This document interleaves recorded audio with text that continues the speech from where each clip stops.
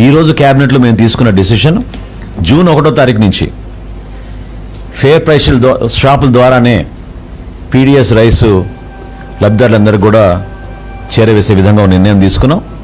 AP ప్రజలకు మళ్లీ ration కష్టాలు వచ్చి పడ్డాయి. ఏపీలో రేషన్ డోర్ డెలివరీకి కూటమి ప్రభుత్వం మంగళం పాడింది. జూన్ 1 నుంచి రేషన్ డోర్ డెలివరీ నిలిపివేస్తూ నిర్ణయం తీసుకుంది.